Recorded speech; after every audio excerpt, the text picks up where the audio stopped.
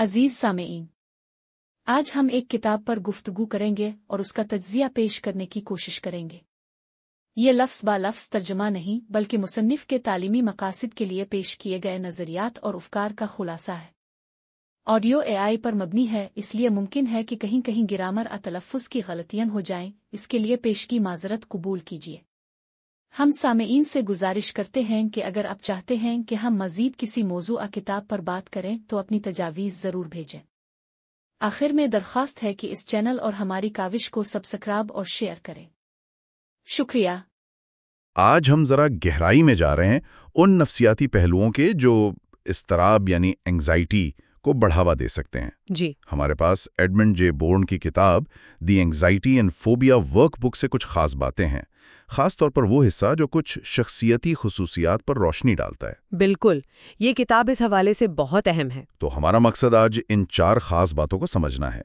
एक तो परफेक्शनिज्म यानी कमाल पसंदी, दूसरी दूसरों की मंजूरी की बहुत ज्यादा जरूरत, तीसरी तनाव के जो जिस्मानी या नफ्सियाती इशारे होते हैं उनको नजरअंदाज कर देना जी। और चौथी हर चीज को काबू में रखने की शदीद ख्वाहिश। सही। और ये जानना भी अहम है कि ये खुसूसियात जो बाज़-औक़ात अच्छी भी लग सकती हैं, वो कैसे परेशानी का बाइस बनती हैं। इनकी जड़ें मोरूसी भी हो सकती हैं या बचपन के तजुर्बात में भी। हाँ, ये बड़ा दिलचस्प नुक्ता है। अच्छा, तो फिर पहली खुसूसियत से शुरू करते हैं, परफेक्शनिज्म। जी, परफेक्शनिज्म सिर्फ ये नहीं कि आप आला मेयार कायम करें। नहीं, किताब में तो ये लिखा है कि ये असल में अपनी ज़ाती कदर को, अपनी अहमियत को मुकम्मल तौर पर अपनी कामयाबियों से जोड़ देना है। बिल्कुल, गोया अगर आप हर चीज में परफेक्ट नहीं तो आप कुछ भी नहीं। हाँ, और यही सोच तो फिर एंग्जाइटी पैदा करती है। खुद एतमादी कम, हर वक्त थकन, वो जो मुझे ये करना ही चाहिए, ये लाजमी है वाली सोच है ना। बिल्कुल, और इससे निकलने के लिए बर्न कहते हैं कि बुनियादी रवैया बदलना होगा। पहला कदम तो ये मानना है कि आपकी वैल्यू आपकी कामयाबियों पर मुनहसर नहीं है। अपनी जात की कदर करना सीखना। जी, और दूसरा वो जो सख्त सोचें हैं ना, जैसे सब कुछ या कुछ नहीं या लाजमी ठीक करना है, उनको पहचानना। अच्छा। और उनके मुतबादिल सोचना, ज्यादा हकीकत पसंद आना। जैसे ये नहीं कि मुझे ये ठीक करना ही है, बल्कि मैं अपनी पूरी कोशिश करूंगी। सही। या गलतियां तो सीखने का हिस्सा हैं। बिल्कुल ठीक है। तो ये तो हुई अपनी जात से गैर हकीकी तवक्कुआत। अब अगर हम बाहर देखें, यानी लोग हमारे बारे में क्या सोचते हैं, तो दूसरी खसूसियत आ जाती है मंजूरी की शदीद ज़रूरत। हाँ, यानी हर वक्त दूसरों से तारीफ, तौसीक, वैलिडेशन की तलाश। इसका असर क्या होता है? मुसलसल दूसरों को खुश करने की कोशिश में। असर ये होता है कि लोग अपनी ज़रूरतों, अपने जज्बात को दबा देते हैं। नहीं कहना मुश्किल हो जाता है, अपनी हुदूद कायम करना मुश्किल हो जाता है। और फिर वो जो दबा हुआ गुस्सा है, नाराज़गी है, वो अंदर जमा होती रहती है और वो फिर दायमी एंग्जाइटी बन जाती है। अच्छा, तो इससे कैसे निपटा जाए? किताब क्या कहती है? किताब का मशवरा है कि दूसरों की मंजूरी के बारे में हकीकत पसंदाना रवैया अपनाएं। ये समझें कि अगर कोई आप में दिलचस्पी नहीं ले रहा तो ज़रूरी नहीं कि ये आपकी ज़ात के बारे में हो। और तनकीद का सामना करने का भी तरीका बताया है। वो क्या? कि तनकीद को ज़रा मारूजी अंदाज से देखें। पहले तो ये देखें कि तनकीद कर कौन रहा है। सही। फिर पूछें कि क्या इसमें कोई सच्चाई है, क्या तफसीलात हैं। अगर लगे कि तनकीद तामीरी है तो उसे सीखने का मौका समझें, और अगर नहीं तो फिर उसे नज़रअंदाज करना सीखें। ठीक है, ये समझ आता है। अच्छा, अब तीसरी बात जो शायद पहली 2 की वजह से और बढ़ जाती हो, तनाव की अलामात को नज़रअंदाज करना। जी बिल्कुल, अपने जिस्म से, अपने जहन से ला ताल्लुक हो जाना। यानी जिस्म बता रहा है कि बस करो, लेकिन हम सुने ही नहीं। हाँ, और ये खतरनाक है। लोग थकावट, सर दर्द, पट्ठों का खिंचाव या फिर जहनी तौर पर एंग्जाइटी, उलझन, तवज्जो ना दे पाना, इन सब को नज़रअंदाज करते रहते हैं। यहाँ तक कि वो बिल्कुल ही थक जाते हैं, बीमार पड़ जाते हैं या जिसे बर्नआउट कहते हैं उसका शिकार हो जाते हैं। बर्न कहते हैं कि ये जिस्म के वार्निंग साइंस हैं, इन्हें सुनना बहुत जरूरी है। किताब में एक स्ट्रेस सिम्टम्स चेकलिस्ट भी है इसीलिए। अच्छा, वो मदद करती होगी पहचानने में? जी, वो आम अलामात की निशानदेही में मदद देती है। तो इन इशारों को पहचानना और फिर कुछ करना, जैसे आराम, वर्जिश, गहरी सांसें लेना, ये बहाली के लिए ज़रूरी है, ठीक? بالکل ٹھیک۔ اب چلتے ہیں چوتھی اور آخری خصوصیت کی طرف۔ کنٹرول کی شدید ضرورت۔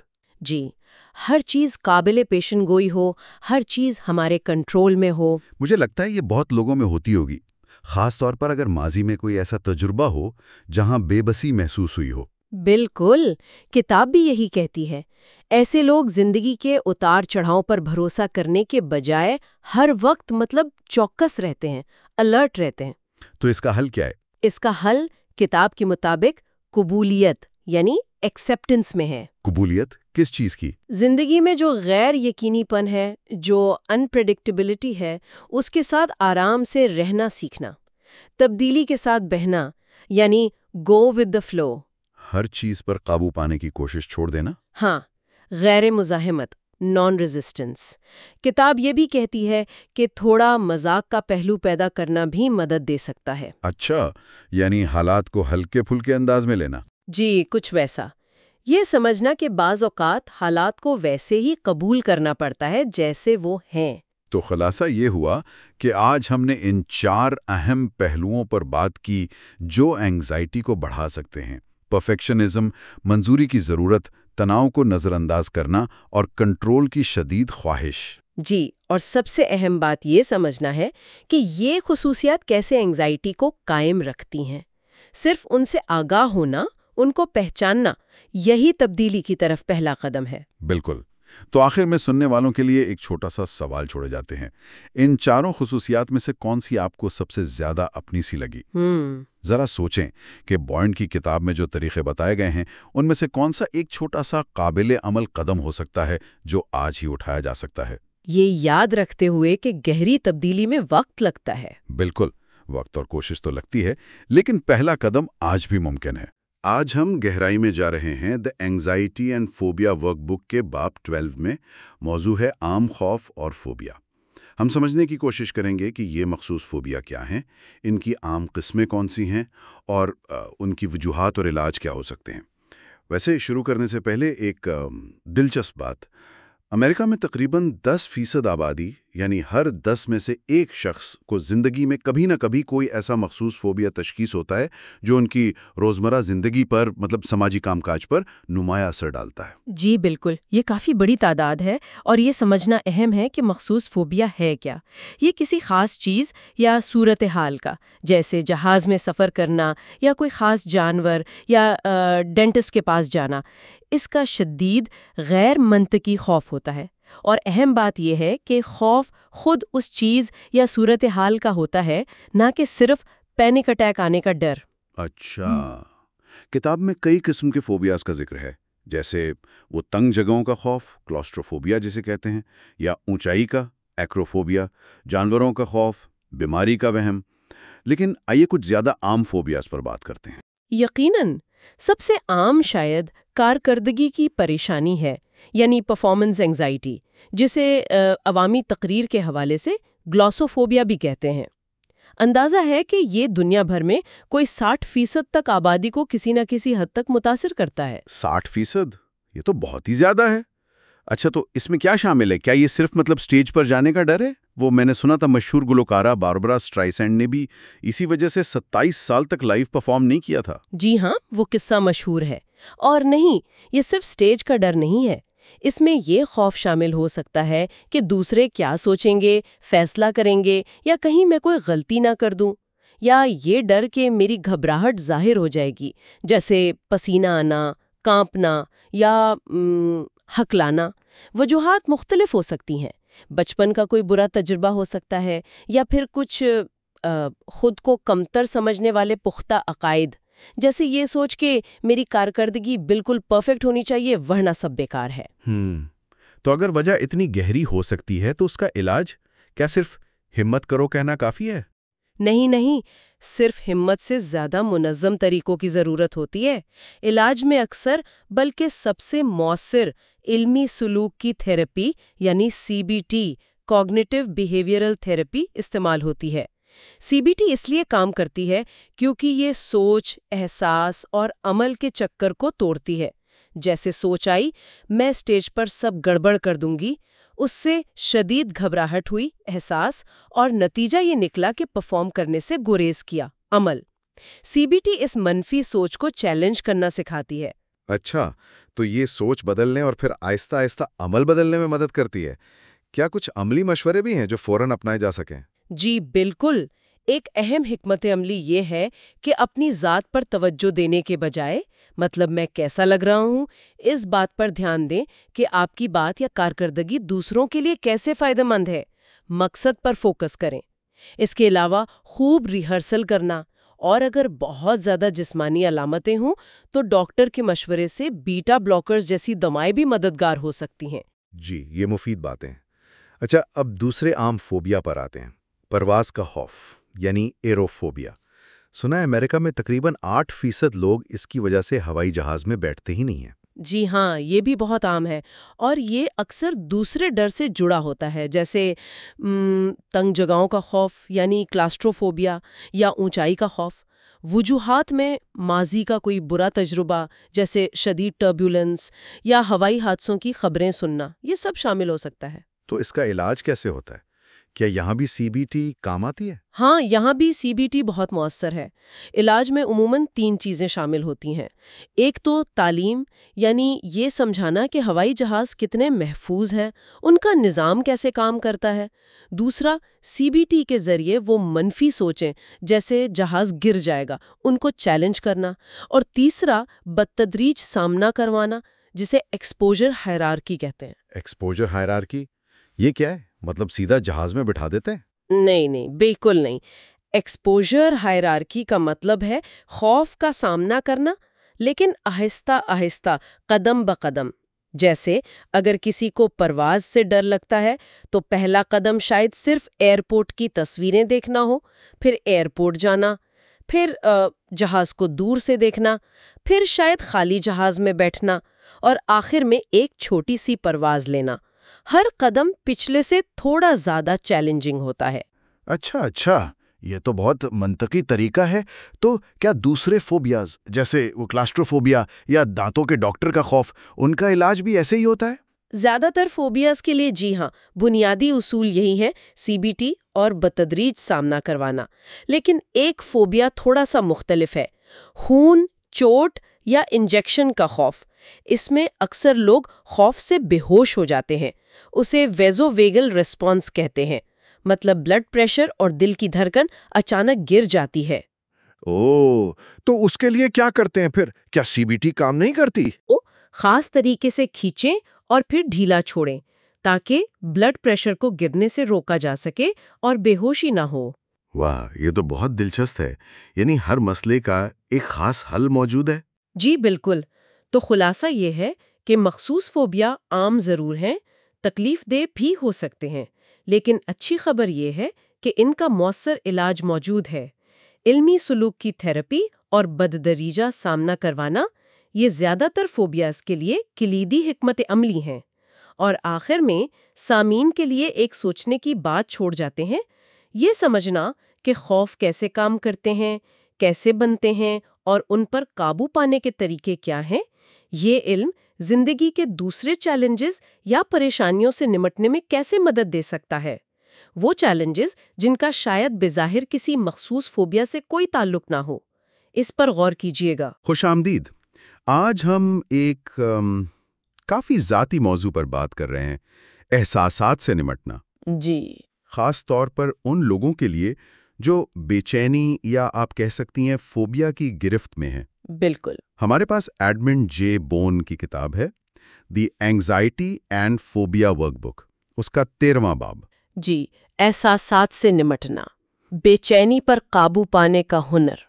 ہاں، تو ہمارا مقصد ہے کہ اس باب کا ذرا گہرائی میں جائزہ لیں اور سمجھیں کہ یہ احساسات آخر ہیں کیا چیز، اور انہیں پہچاننے اور وہ صحت مند طریقے سے ظاہر کرنے کا فن کیسے سیکھا جا سکتا ہے۔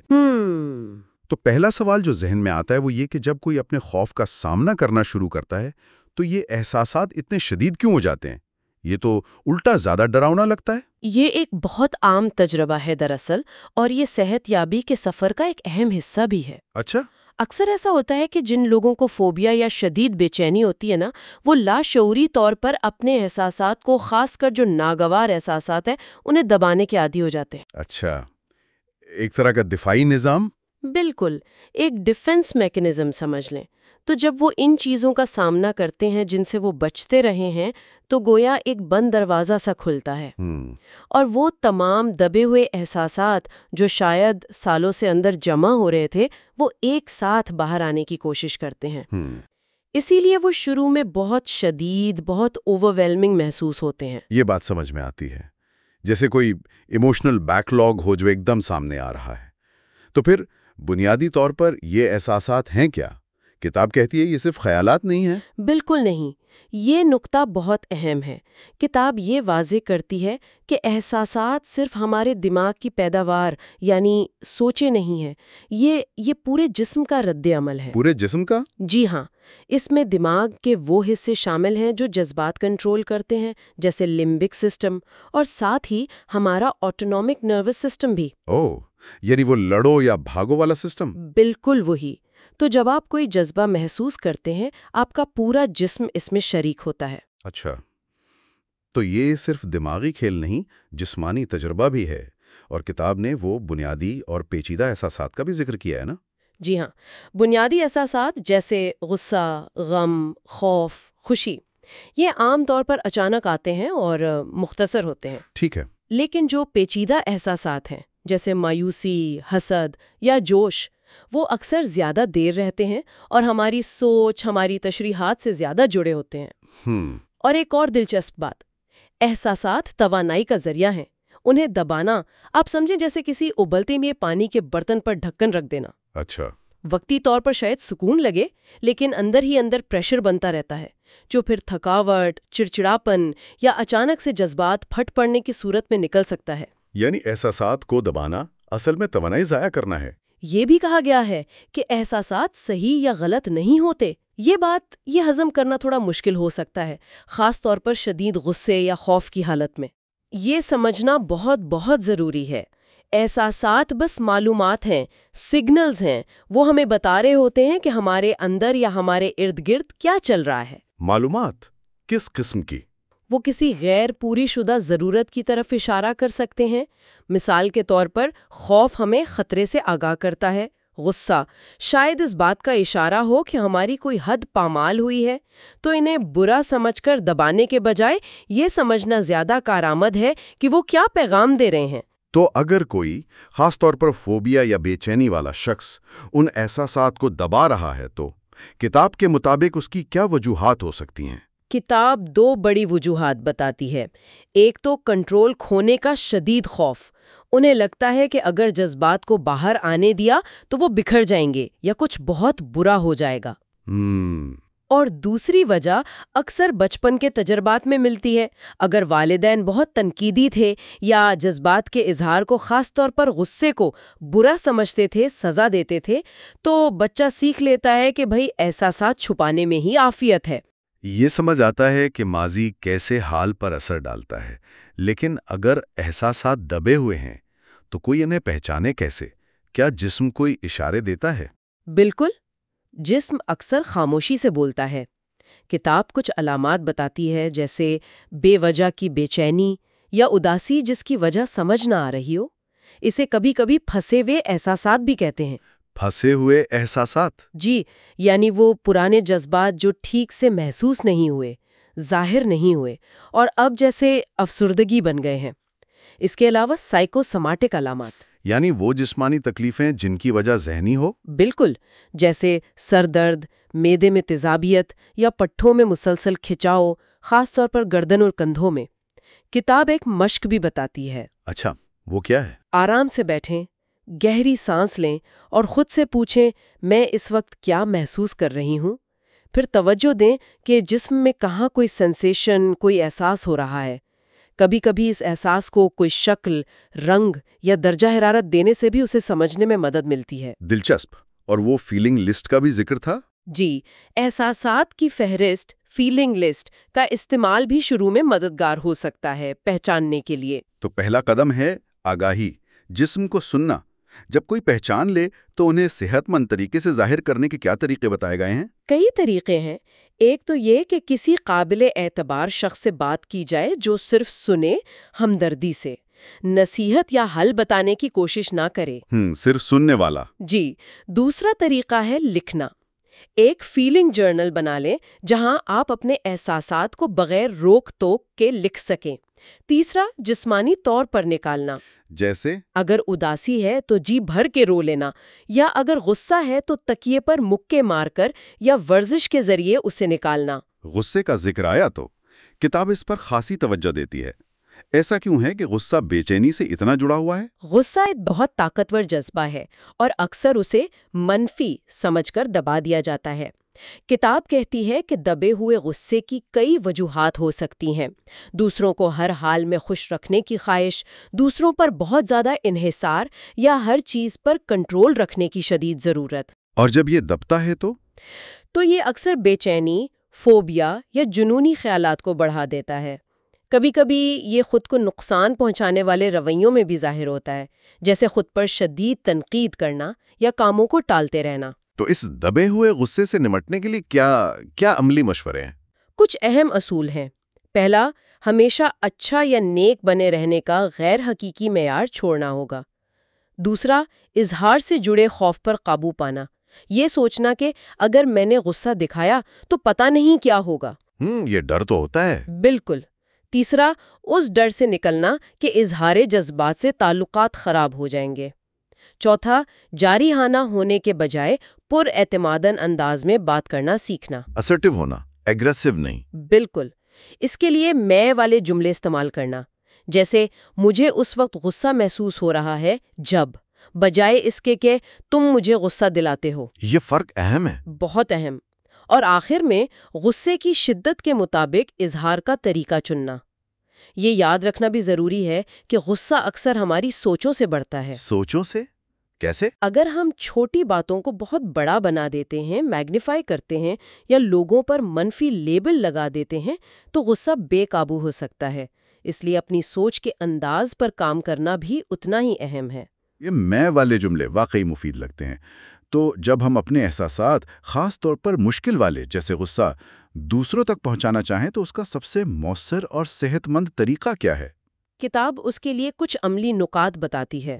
سب سے پہلے یہ یقینی بنائیں کہ دوسرا شخص واقعی سننے کے لیے تیار ہے۔ صحیح وقت اور جگہ کا انتخاب اہم ہے۔ ٹھیک ہے۔ دوسرا، الزام تراشی یا تنقید سے مکمل پرہیز کریں۔ تیسرا، جیسا ابھی کہا، میں والے بیانات استعمال کریں۔ مجھے دکھ ہوا جب آپ نے، کہنا بہتر ہے بنسبت تم نے مجھے دکھ دیا۔ یعنی اپنی ذمہ داری لینا۔ جی۔ چوتھا، دوسرے شخص کے مخصوص رویے پر بات کریں، نہ کہ ان کی پوری شخصیت پر حملہ کریں۔ مثال کے طور پر؟ یہ کہنا کہ جب آپ میٹنگ میں میری بات کاٹتے ہیں تو مجھے لگتا ہے میری رائے کی قدر نہیں، بہتر ہے بنسبت تم ہمیشہ میری بے عزتی کرتے ہو۔ اور پانچواں، فیصلہ کن لہجے سے گریز کریں۔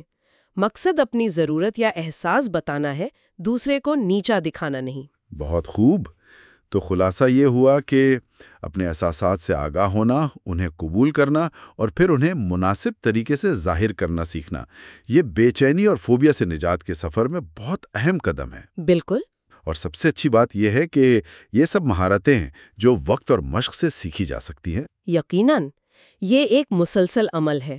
اور جاتے جاتے سننے والوں کے لیے ایک نقطے پر غور کرنے کی دعوت۔ کبھی اس بات پر غور کریں کہ آپ کے جسم کے کن حصوں میں اکثر تناؤ یا کھچاؤ رہتا ہے۔ کیا یہ ممکن ہے کہ وہ تناؤ کسی ایسے احساس کی نشاندہی کر رہا ہو جسے آپ نے ابھی تک پہچانا نہیں یا جس کا اظہار نہیں کیا؟ یہ تعلق جاننا خود شناسی کی طرف ایک اور قدم ہو سکتا ہے۔ السلام علیکم۔ آج ہم حاضر دماغ اپنے حقوق کا اظہار اور تعلقات کی مضبوطی کے ایک خاص حصے پر بات کر رہے ہیں۔ ٹاپک ہے assertiveness۔ جی، یعنی پر اعتماد طریقے سے اپنی بات کہنا۔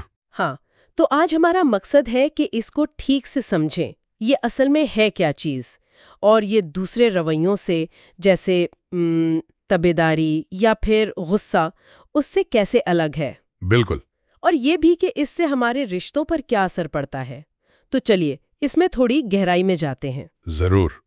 देखें, assertiveness बुनियादी तौर पर वो रवैया और अमल है जहां एक शख्स वाज़े तौर पर पुरसुकून अंदाज में बताता है कि उसे क्या चाहिए या क्या महसूस हो रहा है, अच्छा। या फिर किस बात से वो मुत्तफिक नहीं है।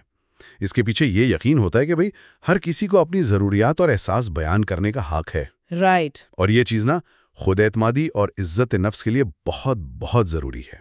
ये बात तो बहुत अहम है, खास तौर पे उन लोगों के लिए जो अक्सर दूसरों को खुश रखने के चक्कर में या लड़ाई से बचने के लिए अपनी ज़रूरत को दबा देते हैं। बिल्कुल, ऐसा होता है। और सोर्स में भी यही है कि इससे न सिर्फ उन्हें खुद परेशानी होती है, बल्कि रिश्तों में भी वो मसाइल पैदा हो सकते हैं। दुरुस्त कहा आपने। असर्टिवनेस दरअसल ना दो इंतहाओं के दरमियान एक सेहतमंद बैलेंस है। अच्छा, वो कौन सी दो इंतहाएं हैं? एक तरफ है मुकम्मल ताबेदारी यानी सबमिसिवनेस। इसमें बंदा अपनी ख्वाहिशात को बिल्कुल दबा देता है और बस दूसरों की मान लेता है हमेशा। और दूसरी इंतहा है अग्रेसिवनेस यानी जरहियत। इसमें बंदा अपनी बात मनवाने के लिए दूसरों के हुकूक या उनके एहसासात का बिल्कुल ख्याल नहीं करता, जोर जबरदस्ती से काम लेता है। समझ आ गया। तो ये दो एक्सट्रीम्स हो गए। हाँ, और इनके अलावा भी कुछ और स्टाइल्स हैं जिनका जिक्र सोर्स में है, जैसे पैसिव एग्रेसिव। पैसिव एग्रेसिव वो क्या होता है? इसमें गुस्से का इजहार डायरेक्ट नहीं होता, बल्कि वो इनडायरेक्टली होता है, जैसे काम में देर करना या तंजिया जुमले कहना या पीठ पीछे शिकायत करना। अच्छा, मतलब सामने कुछ नहीं कहना लेकिन हरकतों से जाहिर करना। बिल्कुल। और एक और है मैनिपुलेटिव रवैया। यहाँ दूसरों में गिल्ट या हमदर्दी पैदा करके अपनी बात मनवाई जाती है। ओह, तो ये सब स्ट्रैटेजीज हैं एक तरह की। लेकिन असर्टिवनेस इन सब से बिल्कुल अलग है। वो सीधा है, साफ है, ईमानदारी वाला तरीका है। कोई जोर जबरदस्ती नहीं, कोई चालाकी नहीं। जी, जैसे सोर्स में मिसाल थी कि ये कहना, मैं चाहूंगी कि इस काम की जिम्मेदारी मुझे दी जाए। ये एक असर्टिव दरखास्त है। इसमें पूछना है, बताना है, सिंपल। राइट। और ये बात भी दिलचस्प है जो सोर्स में लिखी है कि लोग शायद सोचें कि ऐसे डायरेक्ट होने से लोग नाराज हो जाएंगे। हाँ, ये आम ख्याल है। लेकिन असल में सोर्स के मुताबिक लंबे अरसे में इस रवैये से आपकी इज्जत बढ़ती है और रिश्ते बेहतर होते हैं, क्योंकि लोगों को पता होता है कि आप सीधी बात करते हैं, ईमानदार हैं। बिल्कुल सही। लोग आप पर भरोसा कर सकते हैं। ये सब समझना तो ठीक है, लेकिन अगर कोई शख्स फितरतन असर्टिव ना हो, मतलब उसकी आदत ही ना हो ऐसे बात करने की, क्या ये सीखा जा सकता है? खास तौर पे अगर किसी को हमेशा हाँ कहने की आदत पड़ गई हो। जी बिल्कुल बिल्कुल। सोर्स बहुत वाज़े तौर पर कहता है कि असर्टिवनेस एक स्किल है जो सीखी जा सकती है। अच्छा, कैसे? इसमें कुछ चीजें बहुत अहम हैं। एक तो है नॉन वर्बल कम्युनिकेशन, यानी आपका बॉडी लैंग्वेज। जैसे बात करते हुए अगली की आंखों में देखना, पुरसुकून रहना, आपका पोस्चर, मतलब जिस तरह आप खड़े हैं या बैठे हैं, वो खुला हो, बंद ना हो। अगर हाथ बंधे होंगे या नजरें झुकी होंगी तो वो कम एतमादी दिखाता है। ये तो हुई बॉडी लैंग्वेज की बात। और इससे भी ज्यादा बुनियादी चीज है अपने जाती हुकूक को पहचानना और उन पर यकीन रखना। सोर्स में एक बहुत अच्छा कॉन्सेप्ट है पर्सनल बिल ऑफ राइट्स का। पर्सनल बिल ऑफ राइट्स यानी जाती हुकूक का बिल। इसमें क्या है? हाँ, उसमें पॉइंट्स हैं जैसे कि मुझे अपनी ज़रूरियात बयान करने का हक है, या मुझे नहीं कहने का हक है बगैर कोई जुर्म महसूस किए। वाओ, मुझे नहीं कहने का हक है, ये बहुत पावरफुल है। बिल्कुल। और मुझे अपनी तरजीहात खुद तय करने का हक है। जब आप इन हुकूक को दिल से मान लेते हैं ना, तो असर्टिव होना आसान हो जाता है। ये बुनियाद है। ये तो नजरियाती बात हुई, लेकिन अमली तौर पर जब रिक्वेस्ट करनी हो असर्टिव तरीके से, उसके लिए कोई खास टेक्निक है? जी, सोर्स कुछ गाइडलाइंस देता है। पहली बात, रिक्वेस्ट सिंपल और स्पेसिफिक हो, घुमा फिरा के बात ना करें। ठीक। दूसरी, शख्सियत पर हमला ना करें बल्कि रवैये पर बात करें। यानी ये ना कहें आप हमेशा सुस्त हैं, बल्कि मुझे महसूस हुआ कि ये काम वक्त पर नहीं हुआ। Okay, focus on behaviour not personality. Exactly. और मैं वाले जुमले इस्तेमाल करें, आई स्टेटमेंट्स, जैसे मुझे महसूस होता है कि, या मैं चाहूंगा चाहूंगी के। اس سے بات پرسنل رہتی ہے اور الزام جیسا نہیں لگتا. میں اسٹیٹمنٹس گاٹ اٹ. اور یہ درخواست ہو، حکم نہیں. اور وہ معذرت خواہ انداز سے بچیں، جیسے معاف کیجیے گا لیکن کیا پلیز، اس کی بجائے ڈائریکٹ پولائٹلی اپنی بات کہیں. صحیح. اور نہیں کہنا یہ بھی بہت لوگوں کے لیے مشکل ہوتا ہے. سوس اس کا کوئی طریقہ بتاتا ہے؟ ہاں، نہیں کہنے کا ایک 4 مرحلوں والا طریقہ بتایا گیا ہے جو کافی ایفیکٹو ہو سکتا ہے. 4 مرحلے کیا ہے وہ؟ پہلا، دوسرے کی درخواست یا پوائنٹ کو ایکنالج کریں، سمجھیں کہ وہ کیا کہہ رہا ہے. جیسے میں سمجھ سکتی ہوں کہ آپ کو یہ کام کروانا ہے. Okay, acknowledge. دوسرا، مختصراً وجہ بتائیں کہ آپ نہیں کیوں کہہ رہے ہیں، اگر مناسب ہو تو، ضروری نہیں ہمیشہ. ٹھیک ہے، ریزن اف اپروپریٹ. تیسرا، صاف صاف نہیں کہیں، واضح طور پر میں یہ نہیں کر سکوں گی. اور چوتھا، اگر ممکن ہو اور آپ چاہیں تو کوئی متبادل پیش کریں. میں یہ تو نہیں کر سکتا لیکن شاید میں اس طرح مدد کر سکوں، یا شاید فلاں شخص اس میں بہتر مدد کر سکے. یہ تو بہت پریکٹیکل طریقہ ہے. Acknowledge, reason optional, refuse alternative optional. جی، اس سے نہیں کہنا تھوڑا آسان ہو جاتا ہے اور اگلے کو بھی برا نہیں لگتا. تو آج کی ساری گفتگو سے یہ بات تو واضح ہو گئی کہ اسرٹیونیس صرف کوئی فینسی لفظ نہیں ہے، یہ ایک سکل ہے جو ہم سیکھ سکتے ہیں. بالکل. یہ اپنی ذات کا خیال رکھنے اور دوسروں کے حقوق کا احترام کرنے کے درمیان ایک بیلنس قائم کرنے کا نام ہے. صحیح کہا.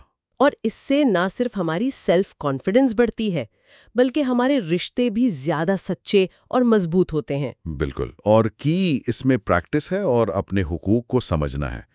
شروع میں ہاں تھوڑا عجیب لگ سکتا ہے، تھوڑا مشکل، خاص طور پہ اگر پرانی عادتیں بہت پکی ہوں. ہاں، عادت بدلنا مشکل ہوتا ہے. یہ امید افزا بات ہے.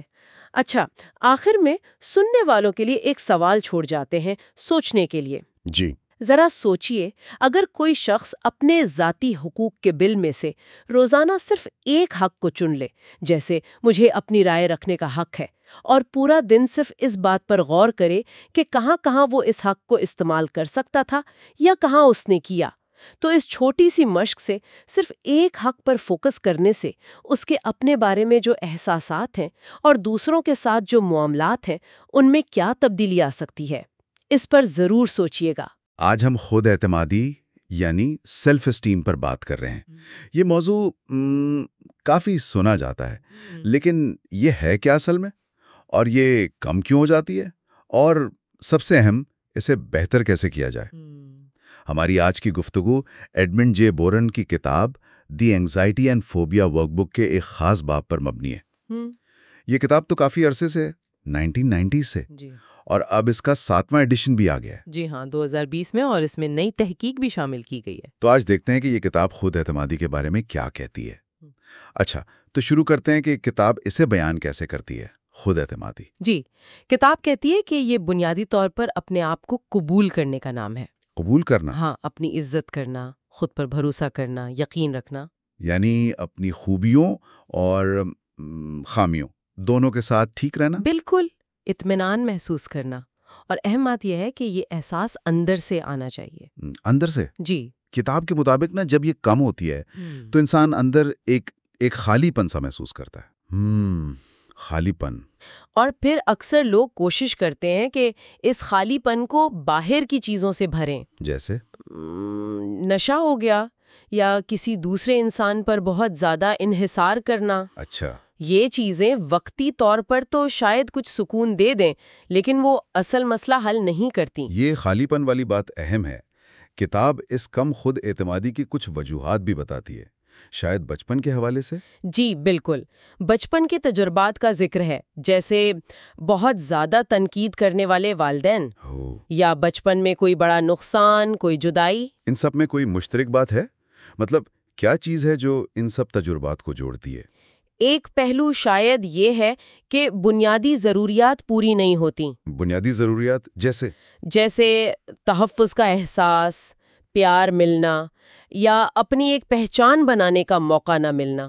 کتاب میں والدین کی طرف سے زیادتی یا نظر انداز کیے جانے کا بھی ذکر ہے، اور یہ بھی کہ اگر والدین حد سے زیادہ تحفظ دیں تو وہ بھی بچے کی خود مختاری کو پنپنے نہیں دیتا۔ اچھا، لیکن دیکھیں، یہاں مقصد والدین پر الزام لگانا نہیں ہے، نہیں، بالکل نہیں۔ مقصد صرف یہ پہچاننا ہے کہ ماضی کے کون سے اثرات آج بھی موجود ہیں، تاکہ ہم آج خود کو وہ توجہ اور وہ حمایت دے سکیں جو شاید پہلے نہیں ملی۔ صحیح، ماضی کو سمجھ کر حال کو بہتر بنانا۔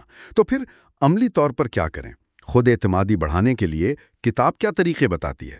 کتاب بنیادی طور پر 3 بڑے حصوں میں بات کرتی ہے۔ 3 حصے؟ جی۔ اور سب سے اہم، سب سے بنیادی چیز ہے اپنا خیال رکھنا، سیلف کیئر۔ اپنا خیال رکھنا؟ ہاں، اپنی جسمانی اور جذباتی دونوں طرح کی بنیادی ضرورتوں کو پہچاننا اور انہیں پورا کرنا۔ وہ مشہور ماہر نفسیات ابراہم میزلو، انہوں نے بھی تو ضروریات کا ایک پورا درجہ بندی بتائی تھی نا؟ ہاں، وہ ہائرارکی آف نیڈز، جسمانی، تحفظ، محبت۔ جی، محبت، تعلق، پھر عزت نفس اور آخر میں خود شناسی۔ تو عزت نفس کا حصول باقی سب پر منحصر ہے۔ اپنا خیال رکھنا، یہ سننے میں تو شاید کچھ لوگوں کو بڑا کامن لگے۔ ہاں، لگ سکتا ہے، لیکن کتاب میں روزانہ کی بنیاد پر چھوٹی چھوٹی سرگرمیوں کی فہرست بھی ہے سیلف نرچرنگ کے لیے۔ اچھا، جیسے اچھی میوزک سن لینا بس 5 منٹ کے لیے، یا تھوڑی دیر کھلی ہوا میں چہل قدمی کر لینا، یا اپنی پسند کی کوئی چیز کھا لینا۔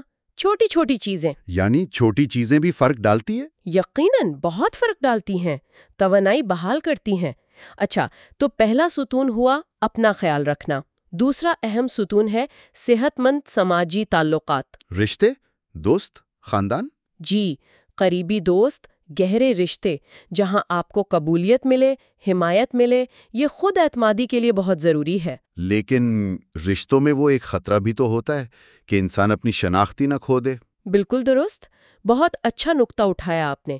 اسی لیے کتاب صحت مند حدود یعنی باؤنڈریز قائم رکھنے پر بہت زور دیتی ہے۔ باؤنڈریز یعنی دوسروں سے جڑے رہتے ہوئے بھی اپنی انفرادیت، اپنی ضروریات کو قائم رکھنا۔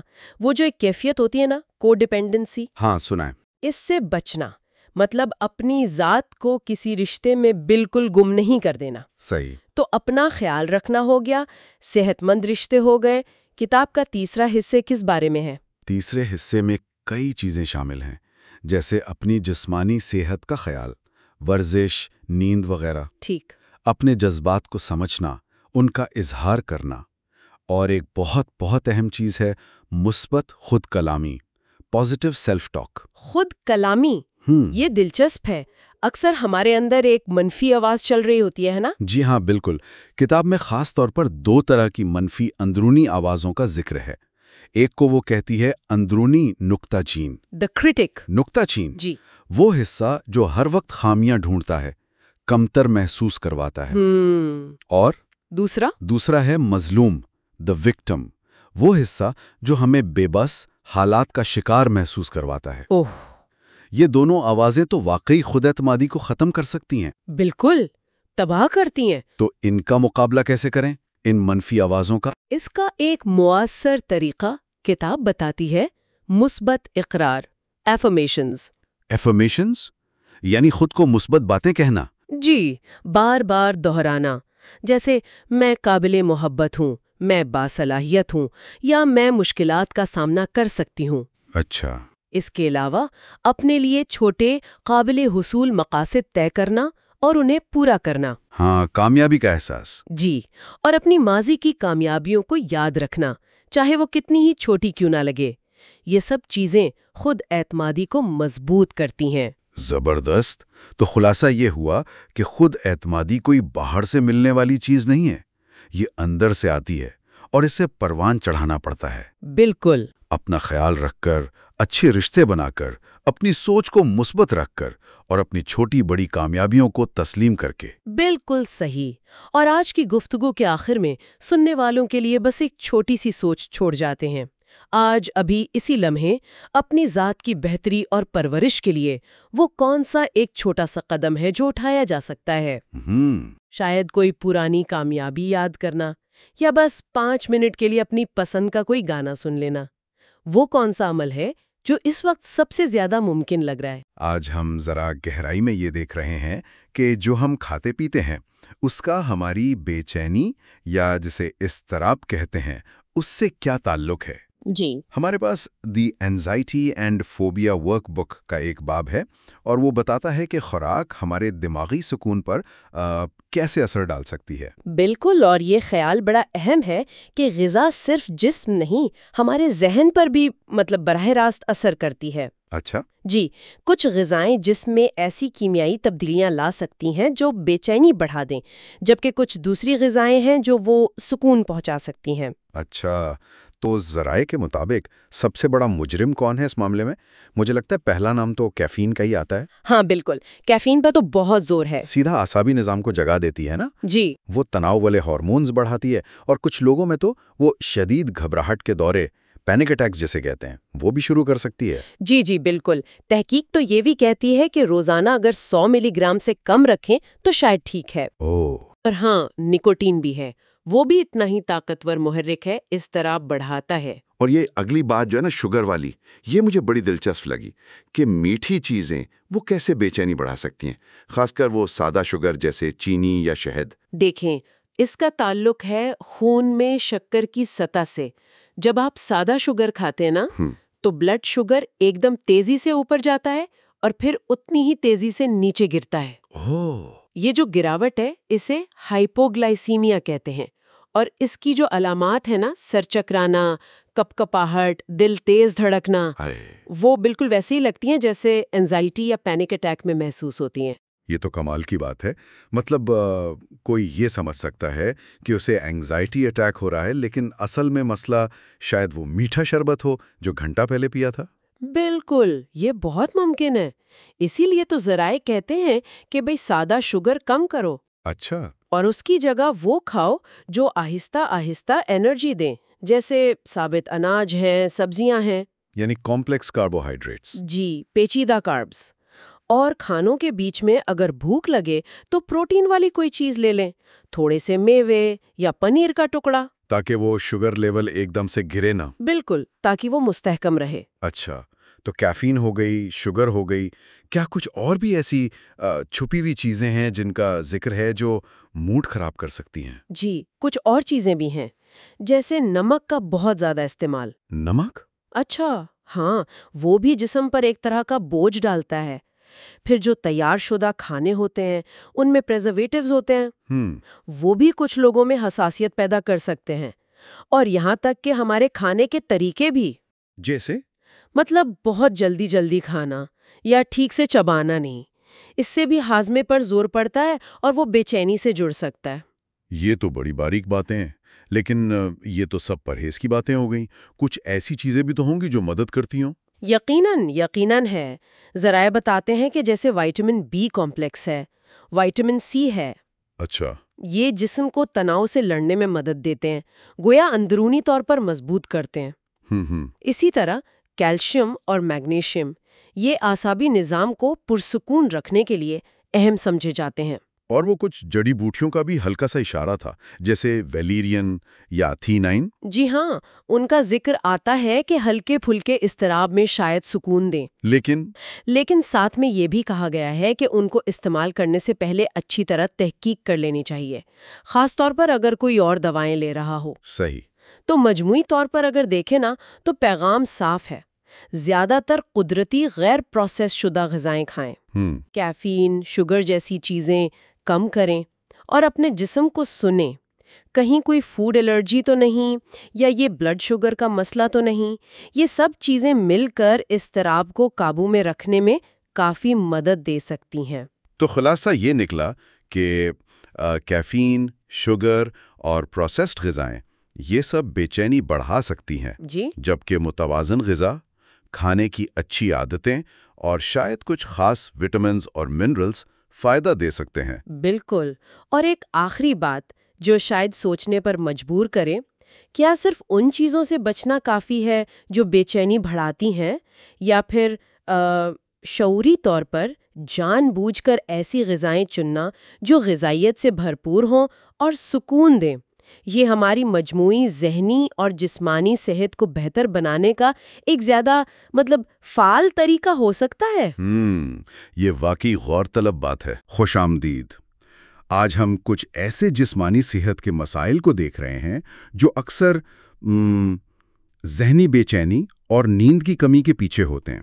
جی بالکل، ہمارے پاس جو مواد ہے وہ اسی تعلق پر روشنی ڈالتا ہے کہ کیسے ہمارا جسم، آپ کہہ لیں کہ ہمارے دماغی سکون کو متاثر کرتا ہے۔ ہاں، اور یہ سمجھنا بہت ضروری ہے۔ مقصد صرف جاننا نہیں بلکہ یہ سمجھنا ہے کہ ان جسمانی عوامل کو پہچاننا کیوں اہم ہے، تاکہ بے چینی سے نمٹنے کے لیے بہتر طریقے مل سکیں۔ بالکل، تو آئیے اس دلچسپ تعلق کو ذرا گہرائی میں دیکھتے ہیں۔ اچھا، سب سے پہلے بات کرتے ہیں تناؤ کی۔ ہم سب کو تناؤ ہوتا ہے، مگر لمبا مسلسل تناؤ وہ جسم پر کیا کرتا ہے؟ مواد میں ایڈرینل فٹیگ یا برن آؤٹ کا ذکر ہے۔ جی، یہ صرف تھکاوٹ تو نہیں ہوتی ہے نا؟ نہیں، بالکل نہیں، یہ صرف تھکاوٹ نہیں ہے۔ یوں سمجھیں کہ جسم کا جو تناؤ برداشت کرنے کا نظام ہے نا، وہ متاثر ہو جاتا ہے۔ اچھا، ایڈرینل غدود جو ہے وہ مسلسل دباؤ میں رہ کر ٹھیک سے کام نہیں کر پاتے۔ تو نتیجہ کیا نکلتا ہے؟ نتیجہ شدید تھکن، صبح اٹھنے میں مشکل، چڑچڑاپن اور بے چینی سہنے کی طاقت کم ہو جاتی ہے۔ اس میں پھر طرز زندگی، خوراک میں تبدیلی جیسے کیفین کم کرنا، شکر کم کرنا اور آرام، یہ چیزیں واقعی فرق ڈالتی ہیں۔ اور صرف ایڈرینل غدود ہی نہیں، تھائرائیڈ کے مسائل بھی تو ہیں۔ جب یہ غدود سست ہو جائے یعنی ہائپو تھائرائیڈزم، جی، یا بہت تیز ہو جائے ہائپر تھائرائیڈزم، یہ بھی تو کافی عام ہے۔ بہت عام ہے۔ اندازہ ہے کہ تقریباً 10 سے 20% بالغ افراد کو کسی نہ کسی قسم کا تھائرائیڈ مسئلہ ہو سکتا ہے۔ 10 سے 20%؟ یہ تو بہت زیادہ ہے۔ جی ہاں، اور خاص طور پر ہائپر تھائرائیڈزم کی جو علامات ہیں جیسے گھبراہٹ، وزن کم ہونا، دل تیز دھڑکنا، ہاں، لوگ اکثر اسے صرف بے چینی سمجھ لیتے ہیں۔ اچھا، تو اس لیے ٹیسٹ ضروری ہیں؟ بالکل، ڈاکٹر سے مشورہ اور خون کے ٹیسٹ جیسے TSH، T3، T4 کے لیولز یہ بتاتے ہیں کہ تھائرائیڈ ٹھیک کام کر رہا ہے یا نہیں۔ مینوپاز کا بھی ذکر ہے۔ جی، یہ بھی ایک بہت بڑا فیکٹر ہے۔ ان مراحل میں ایسٹروجن اور پروجسٹرون ہارمونز کا جو بیلنس ہے وہ بگڑ سکتا ہے۔ اور اس کا براہ راست اثر بے چینی پر؟ جی ہاں، براہ راست بے چینی، چڑچڑاپن اور نیند کے مسائل سے جڑا ہے۔ خوراک میں تبدیلیاں مدد کر سکتی ہیں، جیسے PMS میں میٹھی چیزیں اور کیفین کم کرنا، یا مینوپاز کے دوران فائٹو ایسٹروجنز جو پودوں میں پائے جاتے ہیں جیسے سویا، السی، ان کو خوراک میں شامل کرنا۔ لیکن ڈاکٹر سے پوچھ کر ہی، ہے نا؟ بالکل، کوئی بھی سپلیمنٹ لینے سے پہلے ڈاکٹر سے مشورہ بہت ضروری ہے۔ اچھا، یہ تو جسم کے اندرونی عوامل ہو گئے، کیا باہر کے عوامل بھی اثر ڈالتے ہیں؟ جیسے مواد میں باڈی ٹاکسیسٹی کا ذکر ہے، یعنی جسم میں زہریلے مادوں کا جمع ہونا۔ ہاں، دیکھیں، یہ براہ راست شاید بے چینی پیدا نہ کریں، لیکن یہ جسم پر ایک اضافی بوجھ ڈالتا ہے۔ اضافی بوجھ کس طرح؟ مطلب جسم کے جو قدرتی صفائی کے نظام ہیں جیسے جگر، گردے، ان پر دباؤ بڑھتا ہے، جسمانی تناؤ بڑھتا ہے۔ تو اس سے بے چینی بڑھ سکتی ہے؟ جی، بے چینی محسوس کرنے کی حساسیت بڑھ سکتی ہے۔ اور یہ زہریلے مادے کہاں سے آتے ہیں؟ ہماری خوراک سے، آلودگی سے، یہاں تک کہ گھر میں استعمال ہونے والی چیزوں سے بھی۔ تو اس کا حل وہی ہے، صاف ستھری خوراک، پانی زیادہ پینا، ورزش، یہ چیزیں جسم سے ان مادوں کو نکالنے میں مدد دیتی ہیں۔ ٹھیک، اور موسم کا کیا معاملہ ہے؟ وہ جو SAD کہلاتا ہے، سیزنل افیکٹو ڈس آرڈر۔ جی، موسمیاتی ڈپریشن۔ سردیوں میں جب دھوپ کم ہوتی ہے تو کچھ لوگوں میں یہ ہو سکتا ہے۔ اس سے کیا ہوتا ہے؟ توانائی کم محسوس ہوتی ہے، موڈ خراب رہتا ہے اور بے چینی بھی بڑھ سکتی ہے۔ اس کا تعلق دماغ میں سیروٹونن نامی کیمیکل کی کمی سے جوڑا جاتا ہے۔ اچھا، تو اس کا علاج؟ لائٹ تھیراپی یعنی خاص قسم کے لام کا استعمال کافی مؤثر ہے۔ بعض اوقات 5-HTP جیسے سپلیمنٹس جو سیروٹونن بنانے میں مدد دیتے ہیں، یا دوائیں بھی دی جاتی ہیں، لیکن ہمیشہ ڈاکٹر کے مشورے سے۔ ٹھیک ہے، آخر میں نیند کا مسئلہ، بے خوابی یعنی انسومنیا، یہ تو لگتا ہے بہت ہی عام ہے۔ بہت زیادہ عام ہے۔ تقریباً 30% بالغ افراد اس سے متاثر ہیں۔ 30%؟ جی، اور یہ بے چینی کا ایک پورا چکر بنا سکتا ہے۔ چکر کیسے؟ دیکھیں، بے چینی ہو تو نیند نہیں آتی، اور جب نیند پوری نہ ہو تو بے چینی اور بڑھ جاتی ہے۔ ہاں، یہ تو ہے۔ اس کی کئی وجوہات ہو سکتی ہیں۔ کیفین زیادہ لینا، ورزش نہ کرنا، رات کو دماغ کا زیادہ متحرک رہنا، ہارمونز کی گڑبڑ، یا بس نیند کا معمول ٹھیک نہ ہونا۔ تو کیا کرنا چاہیے؟ نیند کا ایک پکا شیڈیول بنانا بہت اہم ہے۔ سونے سے پہلے پرسکون ماحول جیسے کتاب پڑھنا یا ہلکی میوزک سننا، اور کیفین سے پرہیز، خاص طور پر شام کے بعد۔ اور وہ جو نیند کی گولیاں ہوتی ہیں؟ کچھ قدرتی مددگار ہیں جیسے میلاٹونن، جو کبھی کبھار مدد کر سکتے ہیں، لیکن لمبی مدت کے لیے نیند کی گولیوں سے بچنا بہتر ہے کیونکہ ان کی عادت پڑ سکتی ہے۔ تو ان سب باتوں کا خلاصہ کیا ہے؟ یہی کہ بے چینی صرف دماغی مسئلہ نہیں، جسمانی صحت کا اس میں بہت گہرا کردار ہے۔ بالکل، یہ سب چیزیں آپس میں جڑی ہوئی ہیں۔ تناؤ ہارمونز پر اثر ڈالتا ہے، ہارمونز موڈ اور نیند پر، اور نیند کی کمی ہر چیز پر۔ لیکن اچھی بات یہ ہے کہ ان سب سے نمٹنے کے جو بنیادی اصول ہیں وہ ملتے جلتے ہیں۔ جی ہاں، تناؤ کم کرنا، صحت مند خوراک، ورزش، اچھی نیند، اور اگر ضرورت پڑے تو طبی مدد لینا، ان جسمانی پہلوؤں کو سمجھنا مسئلے کی جڑ تک پہنچنے میں مدد دے سکتا ہے۔ واقعی، ان جسمانی رابطوں کو سمجھنا بے چینی اور اس سے جڑے مسائل سے نمٹنے کا ایک بالکل نیا زاویہ دیتا ہے۔ ایک آخری بات سوچنے کی، دیکھیں جسم اور ذہن کتنے جڑے ہوئے ہیں۔ اگر آج ہم نے جن جسمانی وجوہات کا ذکر کیا، چاہے وہ ہارمونز ہوں، تھائرائیڈ ہوں یا نیند کی کمی، ان میں سے کوئی ایک کسی کی بے چینی میں کردار ادا کر رہی ہو، جی، تو کیا صرف ذہنی یا نفسیاتی علاج پر توجہ دینا کافی ہوگا؟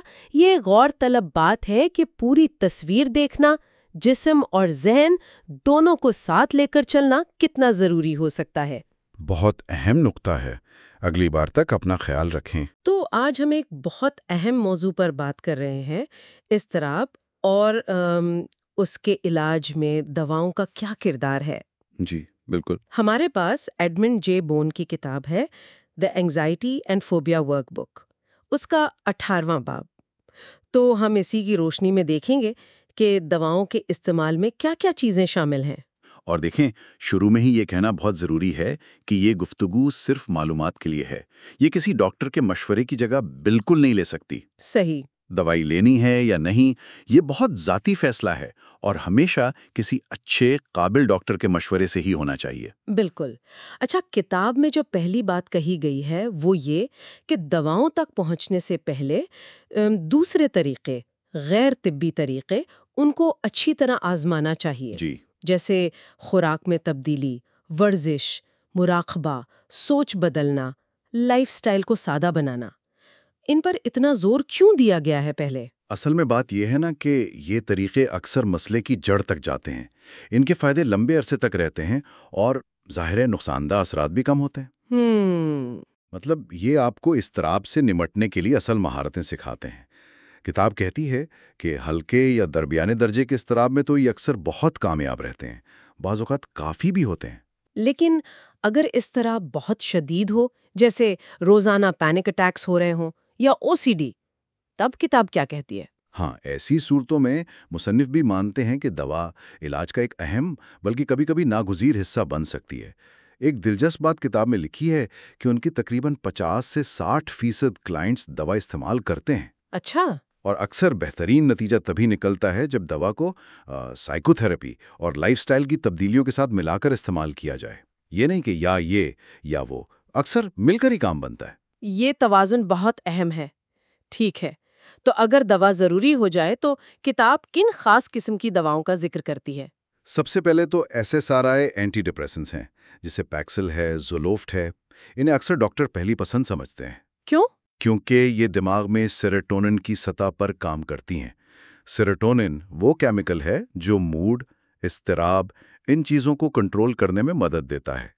ان کا پورا اثر آنے میں البتہ کچھ وقت لگتا ہے، کئی ہفتے لگ سکتے ہیں۔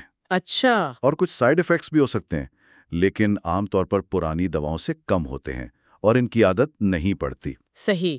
اور دوسری بڑی قسم جو فوراً ذہن میں آتی ہے وہ ہیں بینزوڈائزپینز، جیسے زینیکس یا کلونپن۔ ان کے بارے میں کتاب کیا کہتی ہے؟ جی، بینزوڈائزپینز یا جنہیں ٹرینکولائزر بھی کہتے ہیں، یہ بہت تیزی سے اثر کرتی ہیں۔ مطلب شدید اضطراب ہو یا پینک اٹیک تو فوراً آرام آ سکتا ہے، فوری ریلیف۔ بالکل۔ لیکن ان کا سب سے بڑا مسئلہ جس پر کتاب کافی زور دیتی ہے وہ ہے انحصار کا خطرہ، عادت پڑ جانے کا خطرہ۔ لمبے عرصے تک استعمال کریں تو جسمانی اور نفسیاتی طور پر ان پر انحصار ہو سکتا ہے۔ اسی لیے ڈاکٹر اکثر انہیں صرف تھوڑے عرصے کے لیے دیتے ہیں، یا علاج کے شروع میں SSRIs کے ساتھ، جب تک وہ اپنا پورا اثر دکھانا شروع نہ کر دیں۔ تو یہ ایک طرح کا نازک توازن ہے، SSRIs دیر پا مگر آہستہ، بینزوز فوری مگر خطرے کے ساتھ۔ کیا کتاب میں دوسرے آپشنز کا بھی ذکر ہے؟ ہاں، مختصر طور پر کچھ اور دواؤں کا بھی ذکر ہے، جیسے SNRIs ہیں، وہ سیروٹونن کے ساتھ ساتھ نور ایپینیفرین پر بھی کام کرتی ہیں۔ اچھا۔ پھر بیٹا بلاکرز ہیں، یہ خاص طور پر جسمانی علامات جیسے دل بہت تیز دھڑکنا، ہاتھ کانپنا، ان کو کم کرتے ہیں۔ صحیح۔ اور ایک نئی چیز کینابیڈیول یعنی CBD کا بھی ذکر ہے۔ یہ بھنگ کے پودے کا وہ حصہ ہے جس میں نشہ نہیں ہوتا۔ کچھ شروع کی تحقیق کہتی ہے کہ یہ شاید اضطراب میں مدد دے سکتا ہے، لیکن یہ میریجوانا سے مختلف ہے۔ ہاں، کتاب یہ واضح کرتی ہے کہ یہ THC یعنی میریجوانا سے بالکل مختلف ہے۔ میریجوانا کے اثرات ملے جلے ہوتے ہیں، بلکہ کبھی کبھی وہ اضطراب کو بڑھا بھی سکتی ہے۔ اچھا، کتاب میں ایک اور جدید چیز کا ذکر تھا، جینوٹائپک ٹیسٹنگ۔ یہ کیا چیز ہے؟ یہ فیصلہ کرنے میں کیسے مدد دے سکتی ہے؟ جی، یہ ایک نسبتاً نیا طریقہ ہے۔ جینوٹائپک ٹیسٹنگ میں آپ کے جینز کا تجزیہ کر کے اندازہ لگانے کی کوشش کی جاتی ہے کہ آپ کا جسم مختلف دواؤں پر کیسا رد عمل دے گا۔ اوہ! اس سے شاید یہ پتہ چل سکے کہ کون سی دوا زیادہ مؤثر ہوگی یا کس کے سائیڈ ایفیکٹس کم ہوں گے، خاص طور پر اگر پہلی کچھ دوائیں کام نہ کر رہی ہوں۔ یہ تو کافی دلچسپ ہے۔ ہاں، لیکن کتاب یہ بھی کہتی ہے کہ یہ ٹیکنالوجی ابھی نہیں ہے، اس کی اپنی حدود ہیں، یہ ڈاکٹر کی کلینکل ججمنٹ کا متبادل نہیں ہے۔ صحیح۔ تو یہ سب جاننے کے بعد کتاب کے مطابق دوا لینی ہے یا نہیں، یہ فیصلہ کرتے وقت کن باتوں کا خیال رکھنا سب سے ضروری ہے؟ چند اہم باتیں ہیں۔ ایک تو مسئلہ کتنا شدید ہے، اس کا صحیح اندازہ ہو۔ دوسرا، آپ کے اپنے خیالات کیا ہیں دواؤں کے بارے میں، آپ کی ویلیوز کیا ہیں۔ اور تیسرا، جو شاید سب سے اہم ہے، وہ ہے ایک قابل اعتماد باخبر ڈاکٹر کے ساتھ کھل کر تفصیل سے بات کرنا۔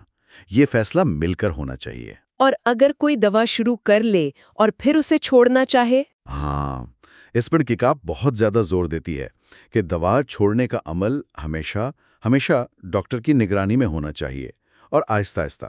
اچھا۔ خاص طور پر بینزوڈائزپینز اور کچھ اینٹی ڈپریسنٹس جیسے پیکسل کو ایک دم بند کرنا، وہ نہ صرف مشکل ہوتا ہے بلکہ خطرناک بھی ہو سکتا ہے۔ واپسی کی شدید علامات آ سکتی ہیں۔ تو اس دوران وہ غیر طبی طریقے مددگار ثابت ہوں گے جن کی ہم نے شروع میں بات کی؟ بالکل، وہ مہارتیں سیکھنا اس وقت بہت کام آتا ہے جب آپ دوا کم کر رہے ہوں۔ تو خلاصہ یہ ہے کہ دوا اضطراب کے علاج کے پورے پلان کا ایک حصہ ہو سکتی ہے، بعض اوقات ضروری بھی، لیکن یہ اکیلا یا حتمی جواب نہیں ہے۔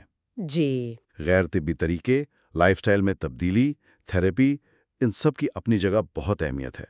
سب سے اہم بات یہ ہے کہ ہر شخص اپنے لیے وہ راستہ چنے جو اس کی حالت کے مطابق سب سے زیادہ محفوظ، مؤثر اور ہمدردانہ ہو۔ بالکل ٹھیک کہا۔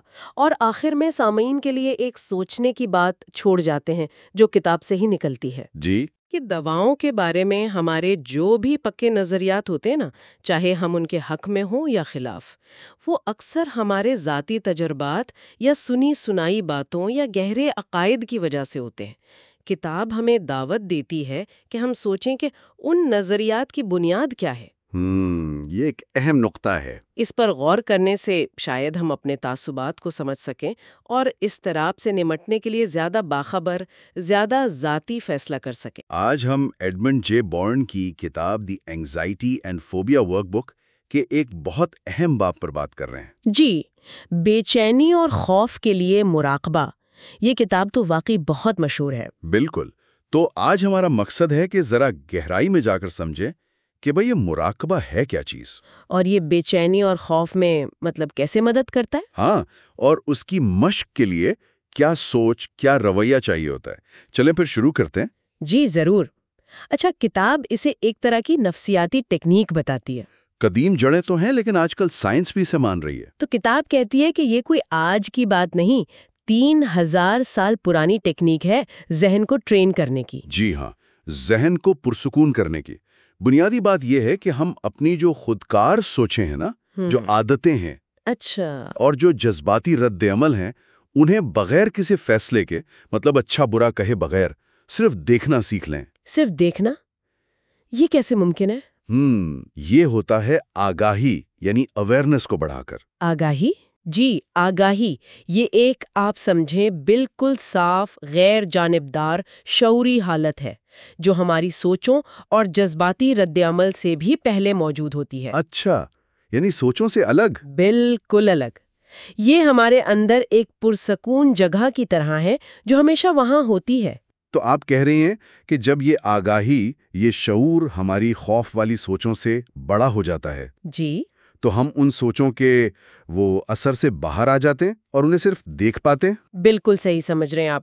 یہ خود سے زیادہ جڑنے کا عمل ہے، بکھرنے کا نہیں۔ اچھا، دیکھیں نا، اس مشق سے ہمیں اپنی سوچوں اور احساسات پر ایک قسم کا کنٹرول ملتا ہے۔ کنٹرول؟ ہاں، مطلب یہ کہ ہم ان میں بہہ جانے کے بجائے انہیں دیکھ کر گزر جانے دے سکتے ہیں۔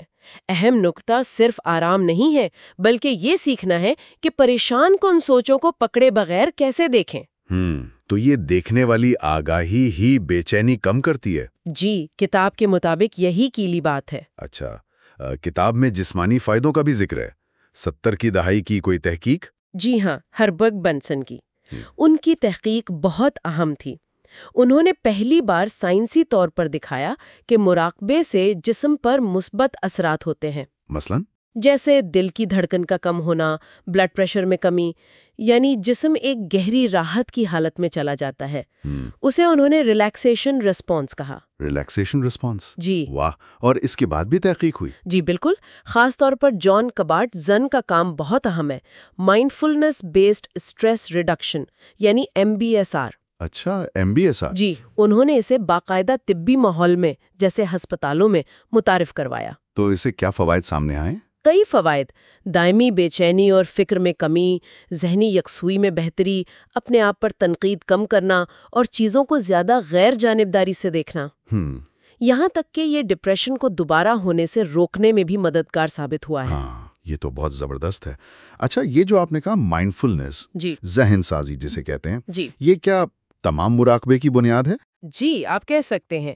اس کا مطلب ہے موجودہ لمحے میں جو کچھ بھی آپ کے اندر چل رہا ہے، سوچیں، احساسات، ہاں، ان سب کو پوری قبولیت کے ساتھ اور بغیر کوئی اچھا برا فیصلہ کیے بس خاموشی سے محسوس کرنا یا دیکھنا۔ قبولیت، یہ تو مشکل لگتا ہے، خاص طور پر جب احساسات اچھے نہ ہوں۔ بالکل، اسی لیے صحیح رویہ بہت ضروری ہے۔ کتاب کہتی ہے کہ مشق کے لیے درست ذہنیت چاہیے۔ اچھا، جیسے کیا؟ ایک تو ہے مبتدی کا ذہن، یعنی ہر تجربے کو ایسے دیکھنا جیسے پہلی بار دیکھ رہے ہوں، بغیر پرانی سوچوں یا توقعات کے۔ یعنی کوئی پہلے سے دھارنا نہ ہو کہ کیسا لگے گا؟ بالکل۔ دوسری بات، کوشش نہ کرنا، مطلب یہ نہیں کہ آپ زبردستی سکون حاصل کرنے بیٹھ جائیں۔ تو پھر؟ مقصد صرف موجودہ لمحے میں ہونا ہے، بس جو ہو رہا ہے اس کے ساتھ رہنا ہے۔ سکون آ جائے تو ٹھیک، نہ آئے تو بھی ٹھیک۔ اور تیسری بات؟ قبولیت، ایکسیپٹنس۔ جو بھی تجربہ ہو رہا ہے، خوشگوار ہو یا ناگوار، اسے قبول کرنا ہے، اس سے لڑنا نہیں، اسے دھکیلنا نہیں۔ یہ واقعی مشق کا کام لگتا ہے۔ جی، یہ وقت کے ساتھ آتا ہے۔ اچھا، اب اگر تکنیک کی بات کریں تو 2 مین قسمیں ہیں، ارتکازی اور غیر ارتکازی۔ ارتکازی؟ کانسنٹریٹو، یعنی توجہ کسی ایک چیز پر مرکوز رکھنا، جیسے سانس پر یا کسی لفظ پر۔ اور دوسری قسم غیر ارتکازی؟ جی، نان کانسنٹریٹو۔ اس میں آپ توجہ کسی ایک جگہ ٹکا نہیں دیتے، بلکہ جو کچھ بھی آگاہی میں آ رہا ہے، سوچ، احساس، آواز، جسم کی حس، اچھا، ان سب کو آنے جانے دیتے ہیں بغیر کسی ایک پر رکے، بس مشاہدہ کرتے ہیں۔ تو عام طور پر کیسے بیٹھنا چاہیے؟ عام طور پر سیدھی کمر کے ساتھ بیٹھنا بہتر ہے، کرسی پر یا زمین پر، جیسے آرام دہ ہو، اور اکثر لوگ توجہ کے لیے سانس کو مرکز بناتے ہیں، سانس کا آنا جانا محسوس کرنا۔ اور اگر دھیان بھٹک جائے وہ تو ہوتا ہی ہے۔ بالکل، وہ تو ہوگا۔ اہم بات یہ ہے کہ جب پتہ چلے کہ دھیان بھٹک گیا ہے تو پریشان نہ ہو، بس نرمی سے بغیر خود کو ڈانٹے توجہ واپس سانس پر لے آئیں۔ نرمی سے واپس لانا، ٹھیک۔ جی، تو خلاصہ یہ ہوا کہ مراقبہ، خاص طور پہ یہ مائنڈ فلنس والا رویہ، یہ ہمیں اپنی آگاہی بڑھانے میں مدد دیتا ہے۔ جی ہاں، اور اپنی جو فوری جذباتی رد عمل والی سوچیں ہیں ان سے تھوڑا فاصلہ بنانے میں مدد دیتا ہے، جس سے بے چینی اور خوف سے نمٹنے میں آسانی ہو سکتی ہے، اور باقاعدہ مشق سے جسمانی اور ذہنی دونوں طرح کی صحت بہتر ہو سکتی ہے۔ بالکل۔ اور یہ ایک بہت دلچسپ سوال بھی پیدا کرتا ہے سوچنے کے لیے، وہ کیا؟ یہ کہ اگر کوئی انسان مراقبے سے پیدا ہونے والے اس اندرونی شاہد، اس آبزرور کو جو بغیر فیصلہ کیے صرف دیکھتا ہے، اسے اپنی روزمرہ زندگی کے دوسرے چیلنجز، مسئلوں، یہاں تک کہ خوشی کے لمحات پر بھی لاگو کرنا شروع کر دے تو اس کا اپنے تجربات کے ساتھ، اپنی دنیا کے ساتھ تعلق کتنا بدل سکتا ہے، یہ سوچنے کی بات ہے۔ السلام علیکم۔ آج ہم بات کر رہے ہیں ایڈمنڈ جے بون کی کتاب دی اینزائٹی اینڈ فوبیا ورک بک پر، خاص طور پر اس کے 20ویں باب پر۔ جی، یہ باب ریلیپس پریونشن یعنی تشویش کے دوبارہ لوٹ آنے سے بچاؤ کے بارے میں ہے۔ بالکل، یہ ان لوگوں کے لیے بہت اہم ہے جو بحالی کے سفر پر ہیں نا؟ ہاں، کیونکہ اکثر لوگ سمجھتے ہیں کہ علاج کے بعد بس سب ٹھیک ہو جاتا ہے، لیکن تشویش واپس آ سکتی ہے۔ تو آج سمجھنے کی کوشش کرتے ہیں کہ یہ عارضی رکاوٹیں یعنی سیٹ بیکس اور بیماری کی مکمل واپسی ریلیپس، ان میں فرق کیا ہے؟ جی، اور یہ بھی کہ یہ ہوتا کیوں ہے اور وہ کون سی علامات ہیں جن پر نظر رکھنی چاہیے۔ ہاں، مقصد یہی ہے کہ سننے والے اپنی بحالی کو بہتر طریقے سے سمجھ سکیں، اور اگر کوئی مشکل آئے تو اس کے لیے تیار ہوں۔ تو چلیں شروع کرتے ہیں۔ ضرور۔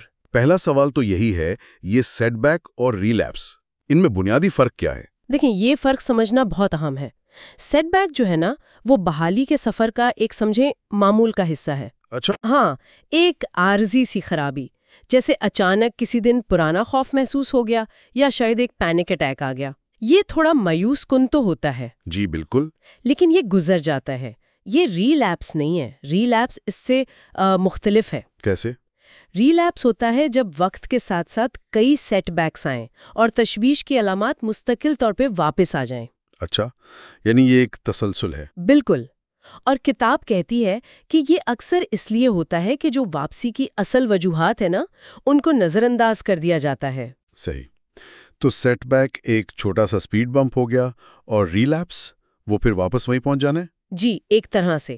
اور یہ جاننا اس لیے بھی ضروری ہے، آپ نے ذکر کیا تھا نا کتاب کا، ہاں، وہ 30-40% والا آنکڑا۔ جی، کہ اتنے لوگوں کو یا تو مکمل بحالی نہیں ملتی یا وہ ریلیپس کا شکار ہو جاتے ہیں۔ تو سوال یہ ہے کہ ایسا کیوں ہوتا ہے؟ مطلب سی بی ٹی جیسی تھراپی یا دوائیں لینے کے باوجود؟ اس کی کئی وجوہات ہو سکتی ہیں۔ کتاب ان کو 2 بڑے حصوں میں بانٹتی ہے، نہ کرنا اور دوسرا زندگی کے کچھ دوسرے وسیع تر عوامل۔ پہلے علاج والے پہلو کی بات کرتے ہیں، عمل نہ کرنے سے کیا مراد ہے؟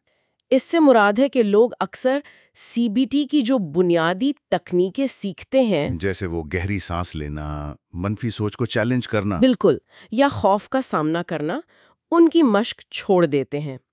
یہ آپ سمجھیں مہارتوں کی طرح ہیں، اگر استعمال نہ کریں تو زنگ لگ جاتا ہے۔ ہاں بالکل، تو یہ صرف سیکھنا نہیں، مستقل کرتے رہنا ضروری ہے۔ اس کا حل پھر شاید وہ بوسٹر سیشنز یا سپورٹ گروپس ہیں جن کا ذکر کتاب میں ہے، یا کتابیں، ویڈیوز وغیرہ دیکھتے رہنا۔ جی، یہ مددگار ہو سکتے ہیں، اور یہی بات دواؤں پر بھی آتی ہے۔ اچھا، وہ کیسے؟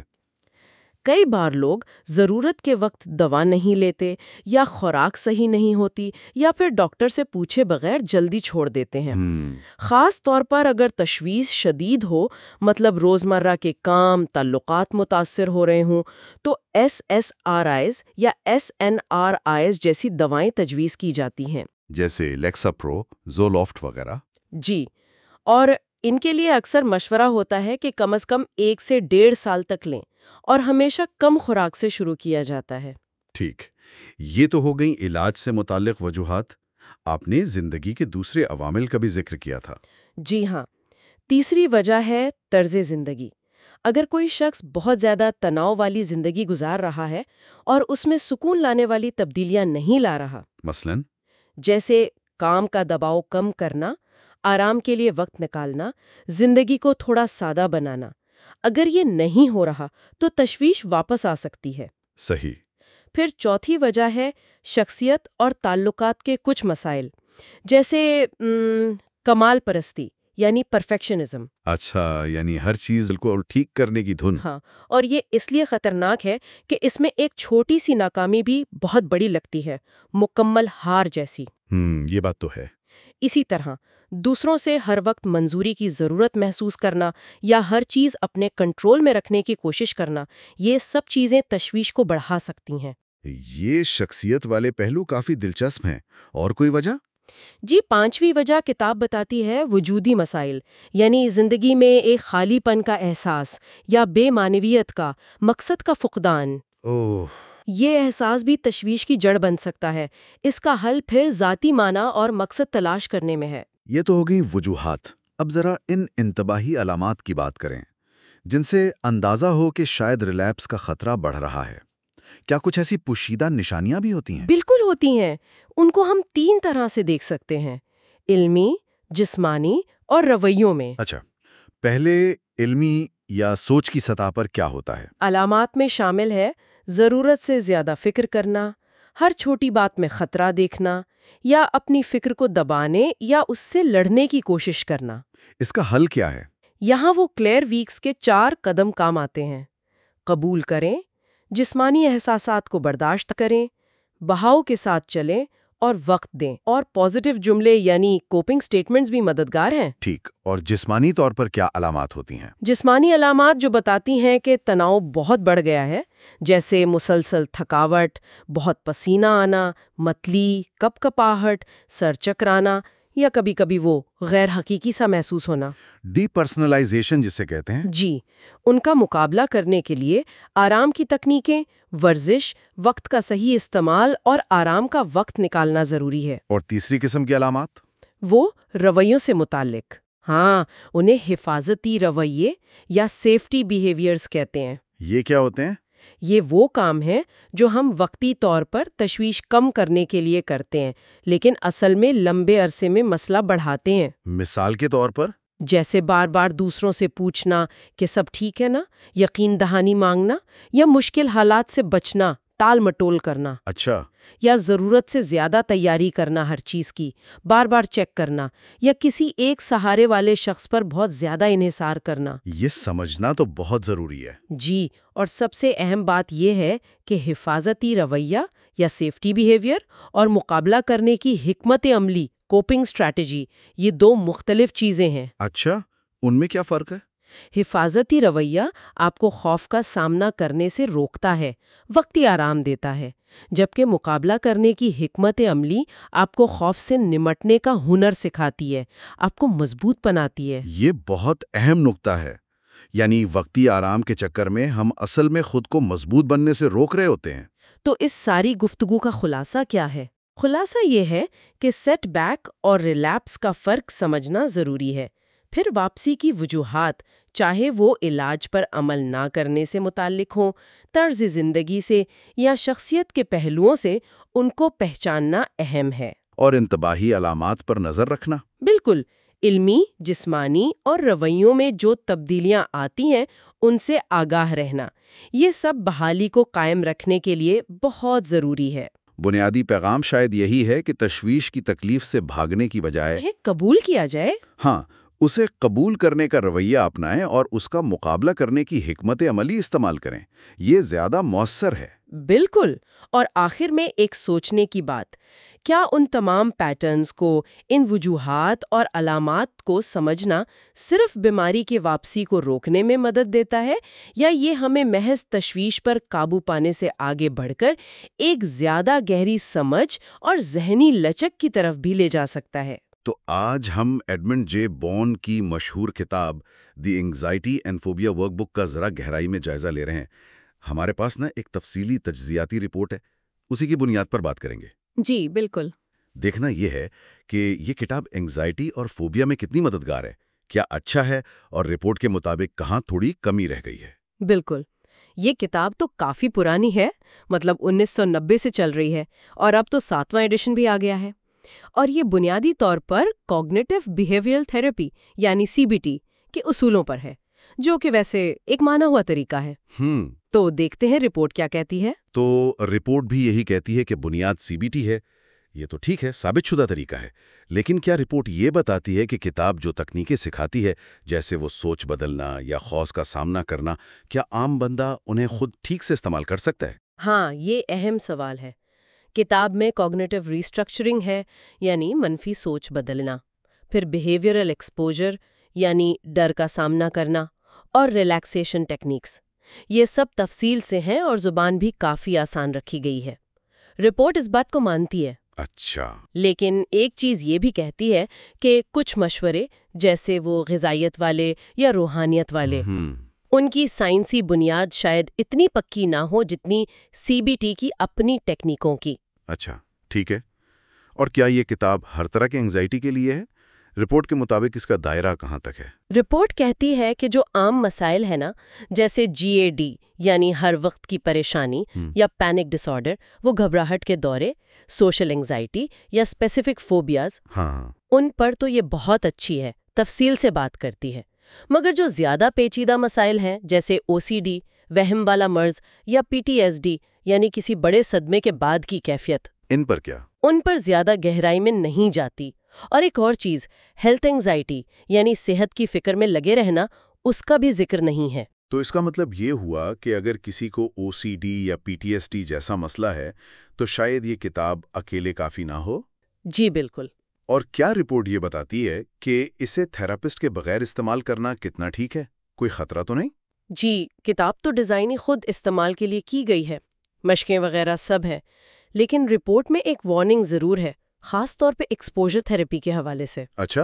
کہ اگر اینزائٹی بہت شدید ہو یا کوئی پرانا ٹراما ہو تو ماہر کی نگرانی کے بغیر یہ ٹیکنیک آزمانا وہ خطرناک ہو سکتا ہے. کیسے؟ لوگ یا تو اہم سٹیپ چھوڑ سکتے ہیں یا غلط طریقے سے کر کے الٹا اپنی حالت بگاڑ سکتے ہیں. صحیح. تو خود سے کرنے میں رسک ہے. اچھا، اس کے علاوہ کیا یہ کتاب سب کے لیے ایک جیسی مفید ہے؟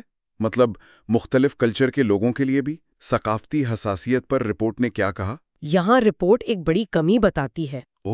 اس کے مطابق کتاب کا زاویہ زیادہ تر مغربی ہے، وہ جو انفرادیت پسند معاشرے ہوتے ہیں. اچھا. تو تشویش پر کلچر کا کیا اثر ہوتا ہے، یا جو نسلی صدمات ہوتے ہیں، یا مختلف زبانیں بولنے والوں کے کیا مسائل ہیں، ان چیزوں پر خاص بات نہیں کی گئی. تو مطلب یہ کہ جو لوگ مغربی پس منظر سے نہیں ہیں ان کے لیے شاید اتنی متعلقہ نہ ہو؟ جی بالکل ممکن ہے. یہ ایک اہم نقطہ ہے. واقعی اہم ہے. اچھا، کیا رپورٹ میں کچھ اور گیپس یا ایسی چیزیں بتائی گئی ہیں جو کتاب میں نہیں ہیں، خاص طور پر آج کل کی ریسرچ کے حوالے سے؟ جی ہاں، کئی چیزیں. ایک تو یہ کہ ڈیجیٹل ٹولز کا کوئی ذکر نہیں، جیسے موبائل ایپس وغیرہ. بالکل. ایپس ہیں، online therapy platforms, آج کل تو یہ بہت عام ہیں، ان کا ذکر نہیں ہے.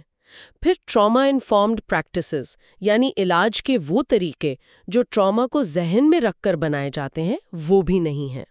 نیورو سائنس میں جو نئی چیزیں آئی ہیں، جیسے دماغ اور اینگزائٹی کا تعلق، اس پر بھی زیادہ بات نہیں. اور دوائیوں کے بارے میں معلومات بھی تھوڑی پرانی لگتی ہیں. تو مطلب فیلڈ کافی آگے بڑھ گئی ہے. رپورٹ کی روشنی میں مستقبل کیسا لگتا ہے؟ اینزائٹی کے علاج کے حوالے سے کیا چیزیں آ سکتی ہیں؟ مستقبل تو زیادہ مربوط اور پرسنلائز لگتا ہے. رپورٹ اشارہ کرتی ہے کہ ڈیجیٹل ہیلتھ ٹولز کا استعمال بڑھے گا. AI chat bots, virtual reality وغیرہ. ٹراما انفارمڈ کیئر لازمی جز بنے گی کیونکہ اینزائٹی اور ٹراما کا تعلق گہرا ہے. ٹھیک. بائیو مارکرز کی بنیاد پر شاید زیادہ ذاتی علاج ممکن ہو، مطلب خون کے ٹیسٹ یا برین سکین سے دیکھ کر. اور امید ہے کہ کلچر کو زیادہ سمجھنے والے ماڈلز آئیں گے. مائنڈ باڈی اپروچز جیسے یوگا یا سومیٹک ایکسپیرینسنگ، ان کو بھی شاید زیادہ سائنسی بنیادوں پر شامل کیا جائے. تو خلاصہ یہ ہوا رپورٹ کی بنیاد پر کہ دی اینزائٹی اینڈ فوبیا ورک بک ایک مفید کتاب ہے، خاص طور پر اگر کوئی CBT کی بنیادی باتیں سمجھنا چاہتا ہے. ایک اچھا سٹارٹنگ پوائنٹ ہے. بالکل. اس کی جو واضح ساخت ہے، آسان زبان ہے، وہ بہت اچھی بات ہے، لیکن رپورٹ یہ بھی صاف کرتی ہے کہ اس کی حدود ہے۔ پیچیدہ مسائل جیسے PTSD، OCD ان کے لیے شاید کافی نہ ہو۔ ثقافتی شمولیت کی کمی ہے اور نئی ریسرچ اور ٹیکنالوجی شامل نہیں ہے۔ تو یہ ایک مددگار چیز ضرور ہے، لیکن مکمل علاج یا تھراپسٹ کا متبادل نہیں ہے۔ یہ بات واقعی سوچنے والی ہے کہ جب علم، ٹیکنالوجی، معاشرہ اتنی تیزی سے بدل رہا ہے تو کیا یہ سیلف ہیلپ مواد بنانے والوں کی ذمہ داری نہیں بنتی کہ وہ اپنے مواد کو اپڈیٹ کرتے رہیں، اسے زیادہ جامع بنائیں تاکہ وہ وقت کے ساتھ متعلقہ رہے؟